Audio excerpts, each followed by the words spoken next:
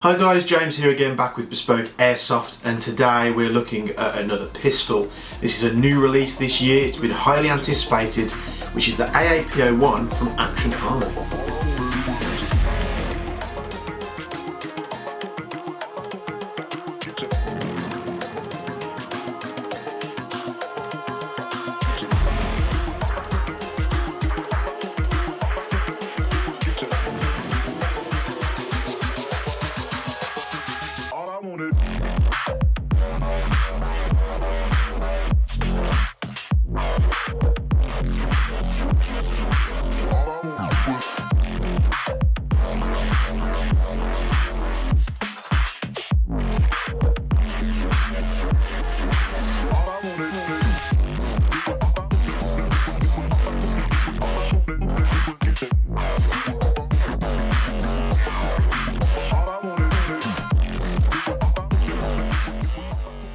Yes, this pistol has been everywhere, no matter if you're perusing social media, your usual airsoft news outlet sites, you've probably seen this thing. Which leads me on to the next question is, why is this thing so important? And there are a few things about this pistol which make it very, very interesting indeed, which we'll get into in just a moment. But this is a gas blowback pistol from Action Army. It's a full polymer pistol with a metal bolt inside, and it is sort of a hash between a Ruger Mark IV, and they've incorporated a Glock styled lower frame into it. Again, we're going to get more into the nitty gritty. I have owned a Ruger pistol for some time now, and the one that I have is a KJ Works Mark II. As you can see, it's been heavily modified. It's had like a custom machined barrel which houses this sort of, I think this is actually like a Nuprol suppressor, which fixes it on into place, so it's all the barrel that you see there. It's got a shortened inner barrel because these CO2 pistols, because the Mark II is CO2, the Mark I is gas, do pump out a lot of power out of the box, and the mag release is really finicky. It's hard to get to. It's not the most efficient pistol, it's not the best performing. It does have a top-down hop adjustment, but out of the box they're not the best, and they do need a bit of fiddling. I've loved the Ruger series of pistols for some time, but there's never really been anything out there that's been usable out of the box. In come Action Army, and I have no idea how they got the thought process to release this as their first gas blowback pistol, but I'm glad that they did. As I said before, it's a full polymer construction pistol with a metal bolt, charging handle, whatever you want to call it, that sits inside the upper frame here. And there's no slide to move backwards and forwards, there's no moving parts, which means that the inner barrel and hop-up section is fixed in place and it doesn't move. This gives you better performance and accuracy. So they have filled a gap with this pistol. Those that are part of the Mark I, Mark II Ruger owners page are going to love this thing. The fact that it works, it's not like it's a non-blowback pistol where you just pull the trigger and it fires. It's got a reciprocating bolt assembly here, and you know the slide doesn't move, so you've not got that inaccuracy. So it's going to be a very good performing pistol. However, they didn't stop there, so they've created something that people are going to love. They've made it completely out of polymer, which obviously brings the cost right down. You've got a threaded barrel straight out of the box, which is 14mm counterclockwise, so all your accessories, tracer units and etc. are going to go on there. They fitted probably some of the best fibre optic iron sights I've seen out of the box for the price of the pistol. The fact that they come with it, they're really easy to see in low light conditions. They seem to catch that light and make it really easy to get sight acquisition on the pistol. But they've gone one step further and thought, well, what's the most available pistol magazine on the market? And you know, one of the most available pistols worldwide in the airsoft market is the Glock platform, or the G series platform, depending on if it's licensed or not licensed. It's one of the most prominent platforms out there, and they've made this pistol to accept. They do offer their own Action Army magazines. I think these are about 24 rounds gas magazines.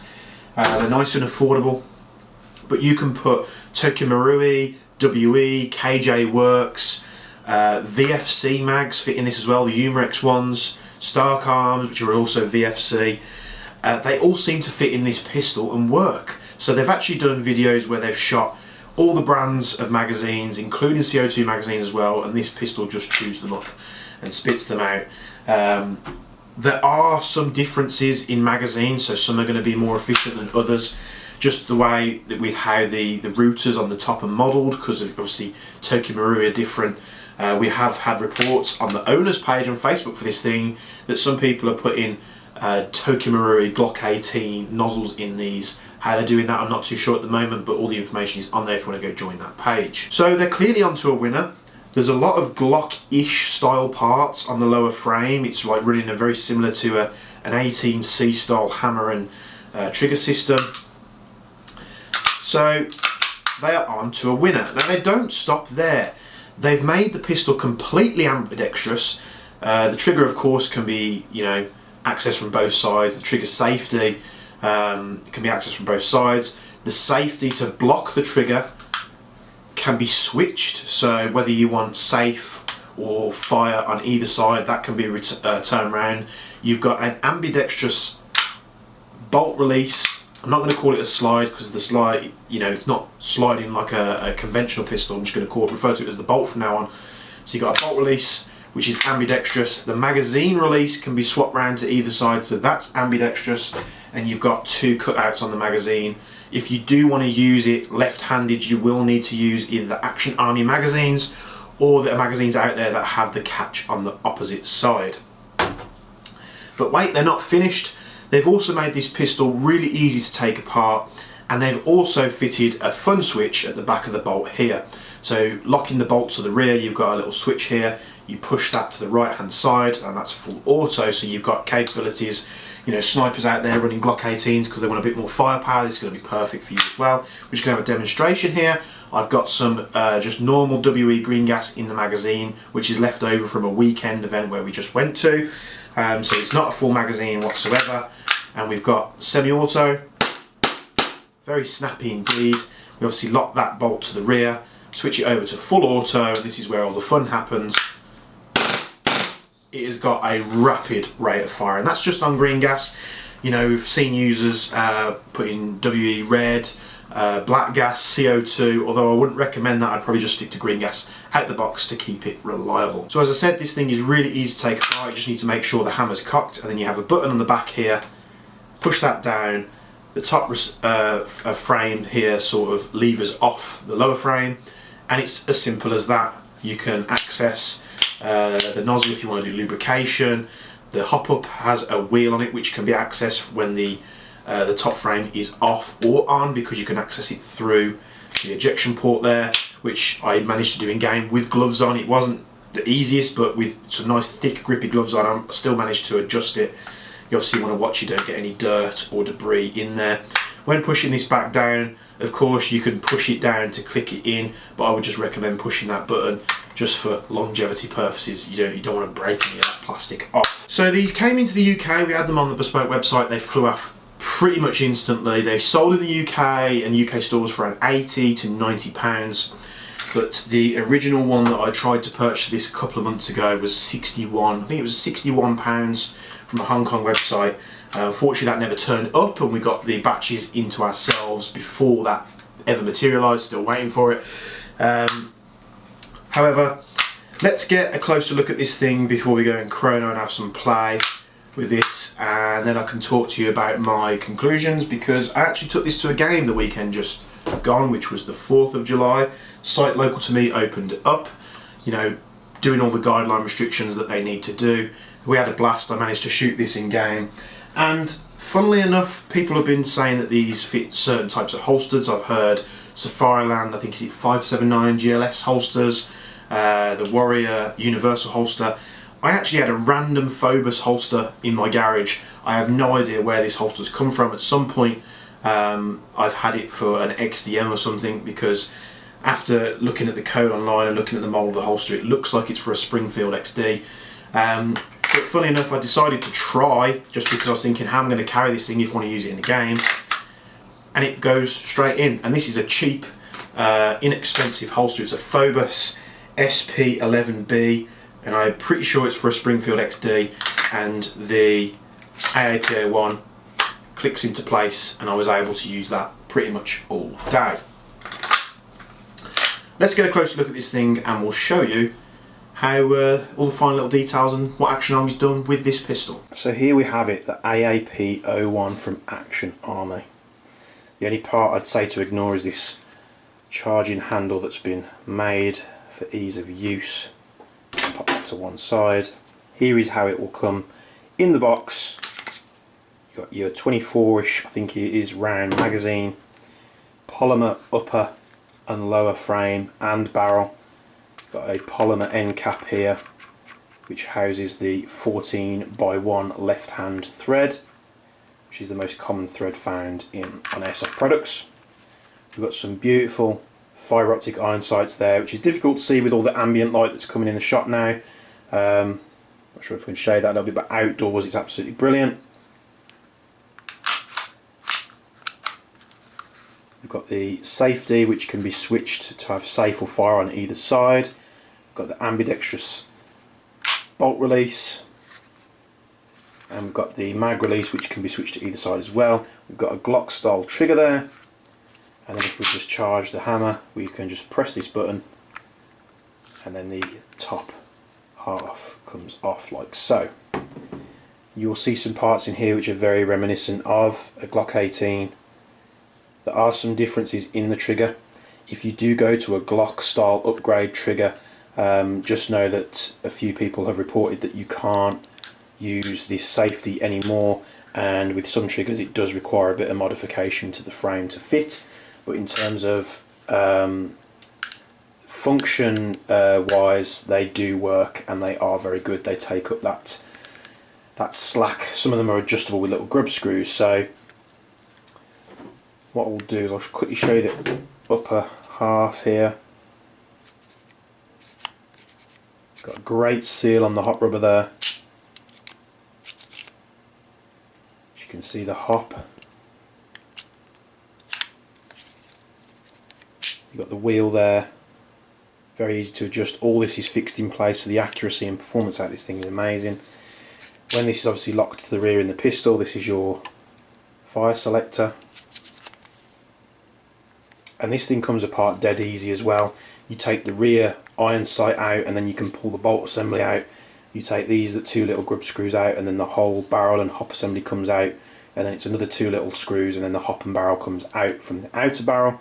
You've obviously got points here where you can fix rails too, for optics and flashlights, lasers, anything like that. Going back on, it's very easy, and then I just make sure this button's depressed when I push it back down. And then when it's locked to the rear, you've got your fire selector there. That's to single or semi-auto, and then click it to the right for full auto. The trigger on this is very good. Obviously you've got a lot of take up there, which is usual from a lot of pistols, especially Glocks included. But you've got a very definite wall there, a nice audible click, and a very comfortable feel into that release of the hammer as well. Very small reset, so very good. They've based it on a good, easy trigger to get right anyway with the Glock 17s and 18s and 19s, so very good indeed. Magazine, some nice markings on there.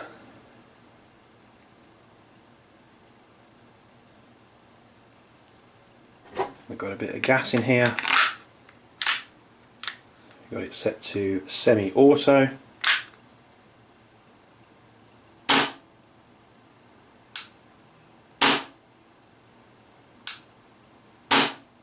Very snappy indeed, and if we lock it back, we've got the selector, we can switch that over to full auto.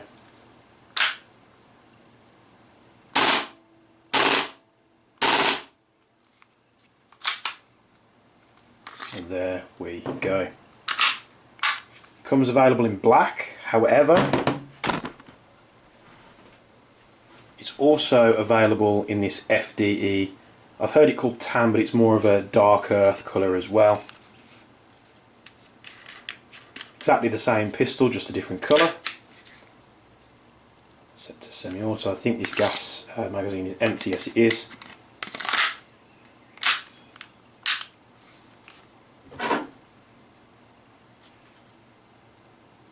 Very cool indeed. These will take other branded Glock mags. Like I've said previously, they'll also take the 50 rounders, they'll take the drum mags. It's a very cool pistol indeed. Got a couple of trademarks here and there. Got made in Taiwan. No other markings there, it's pretty plain. And then we've got read instructions before use.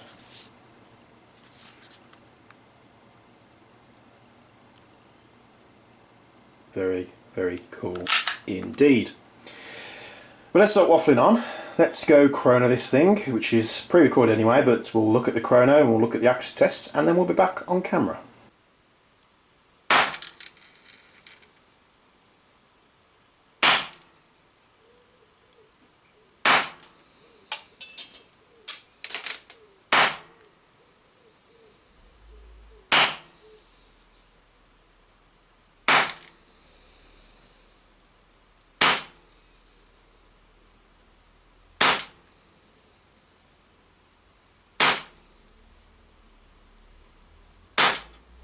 0.3 gram BBs, green gas, hop is wherever it was set from factory.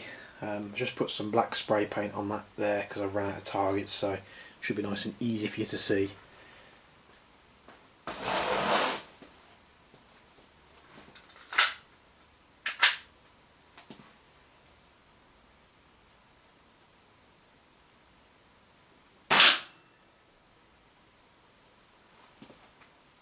Right, so yeah, no hop, we're a little bit low.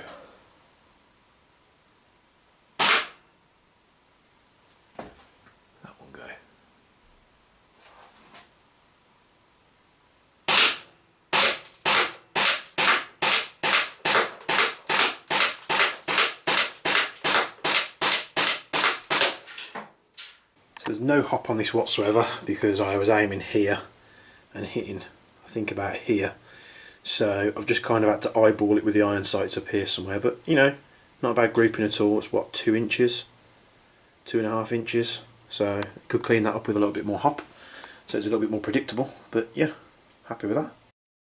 This image that you're just looking at here is just, all I've done is I've done the same grouping test that I've done in the black, but I've just put it on the side to the white paper there just so it's a bit more easy for you to see. As you can see, I improved it just a little bit, just knowing exactly where the gun was firing, and it's just a little bit more prominent to see the grouping there. Hop adjusted 0.3s, I think you get even better results. A nice respectable FPS for a pistol like this. You know, if you're upgrading the barrel and hop rubbers, you can obviously get more out of it. If you're running on higher powered gas, you can get more out of it. I was running just standard WE green gas with some 0.2s, and then for the accuracy test I was running 0.3s.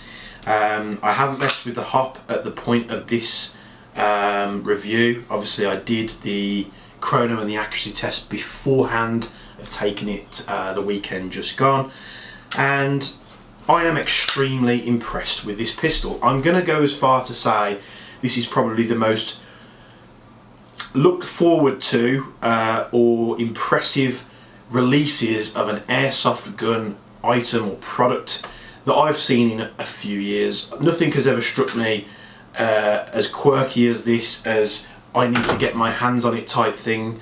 I love the Ruger series. I love the fact that they've gone that way. The bolt system that they've used keeps the gun nice and snappy. The rate of fire on full auto is absolutely amazing. The accuracy and range you can get out of this thing out of the box, no messing whatsoever. Some users have reported they've been sending like 0.48 gram BBs out the box to 50-60 meters and beyond. Is just absolutely amazing, which is down to that fixed barrel and hop system that doesn't reciprocate or move like a Glock or a 977 or a high capper would. So the only moving part you've got is this. The ambidextrous controls are absolutely superb for you lefties out there. I've seen people dual wielding these, which means you could just chuck the mag release round and you're ready to go holding 2 of them. They come in black and tan.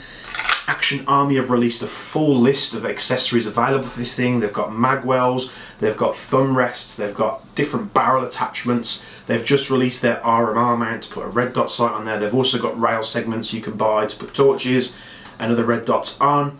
They've got charging handles, which in my eyes are a little bit bulky. So over at Jaeger Precision, we've made these VQ charging handles, which are almost look like those pendulums that you used to pull on the strings. This is loosely based on the Volquartsen design, and these just screw in the back here and keep it very low profile. This is made out of mild steel, which is then blued, and I have had, the way this thing is, let's just put it back to semi-auto first. I've experienced no drop in rate of fire or how snappy this pistol is. And it makes it nice and easy to grab, especially when you've got some gloves on, because this here isn't the easiest and you can slip off it. And the reason why we went with this design at Jaeger Precision was because it doesn't snag or pull, it's got no loops on it to catch on anything. So that's how I run mine. Head over to the Jaeger Precision website if you want to get one of these, because we offer custom laser engraving and stuff on there and a few different finishes. So I absolutely love this pistol. I took it to the game. I didn't use it an awful lot because the engagements that we were having were at longer distances, so I was using my Ares M45 and the gameplay didn't really play for it, but in the games where I was running a little bit lower on ammo because I only run mid and low cap magazines, I had to pull this out, and then I was instantly surprised at the accuracy and range that this thing can put out, which completely changed my idea, because everyone that I could hit with my long rifle, I could also hit with this pistol as well. Getting some spare magazines for these is a must. We obviously sold out of all the pistols on Bespoke, but we've got plenty of spare magazines left. We've got the guns coming in. Again, we're going to have a restock of those. Action Army have also done some CNC machine uppers, which are based on the Volquartsen Black Mamba, I believe, which make it look absolutely fantastic. So we're then replacing all these polymer parts for metal ones, which is obviously going to push the price up, but it's nice that out the box this pistol is nice and affordable. There's loads of 3D printed parts available on the AAP-01 owners page on Facebook, so if you haven't joined that already, make sure you do. I have been so delightfully surprised with this thing. It was a massive hype around it. I've been following it for some time, and when I got it, it exceeded all my expectations. So if you do have a chance to get your hands on one of these, make sure that you do. You don't want to miss out. Thank you very much for tuning into this quick review of the AAP-01. I would love to go into more detail and dive down the rabbit hole and spend a couple of hours on this thing, because I really could do. But I like to try and keep them, the videos, as short as possible within reason, because I know the attention span of most viewers, you know, this is a couple of minutes. But I've had absolutely blast with this pistol. Can't recommend it enough. This is going to be probably my product of the year so far, unless something else miraculous comes in. I'm probably going to say it's my recommended product of the past couple of years, where Action Army came out with this one just out of the bag. I think is absolutely brilliant. I'm going to stop waffling on now and let you go. So head over to Bespoke Airsoft for all things standard and bespoke.